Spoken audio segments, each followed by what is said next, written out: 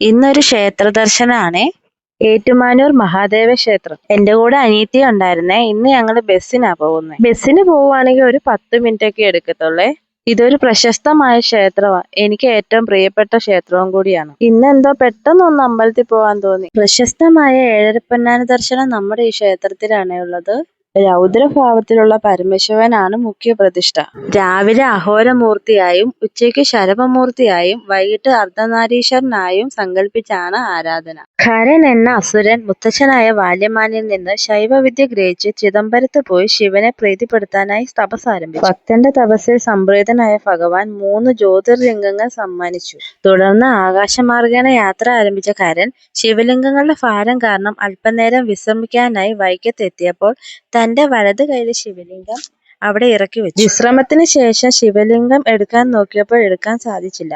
താൻ താമസിക്കാൻ ആഗ്രഹിക്കുന്ന സ്ഥലമാണെന്ന് ശിവഭഗവാന്റെ അശരീരിയും മുഴങ്ങി. തുടർന്ന് അവിടെ തപസ്സിരുന്ന മഹർഷിയെ ഏൽപ്പിച്ച് ഖരൻ മുക്തി അടഞ്ഞു. തുടർന്ന് ഇടത് കൈയിലെ ശിവലിംഗം ഖരൻ ഏറ്റുമാനൂർ മഹാദേവ ക്ഷേത്രത്തിലും മൂന്നാമത്തെ ശിവലിംഗം കടുത്തുരുത്തി തളി മഹാദേവ ക്ഷേത്രത്തിലും പ്രതിഷ്ഠിച്ചു എന്നാണ് ഐതിഹ്യം. ഇന്നും 3 ക്ഷേത്രങ്ങളിലും ഉച്ചപൂജയ്ക്ക് മുമ്പ് ദർശനം നടത്തുന്നത് പുണ്യകരമായി വിശ്വസിച്ചു വരുന്നു. ക്ഷേത്രത്തിൽ ഉപദേവതകളായി ഗണപതി, ദക്ഷിണാമൂർത്തി, ദുർഗ, ശാസ്താവ്, നാഗദൈവങ്ങൾ, യക്ഷിയമ്മ എന്നിവർക്കും പ്രതിഷ്ഠകളുണ്ട്. കൂടാതെ ക്ഷേത്രത്തിനടുത്തായി അന്തിമഹാകാളൻ, ശ്രീകൃഷ്ണൻ എന്നീ ദേവന്മാർക്കും ക്ഷേത്രങ്ങളുണ്ട്.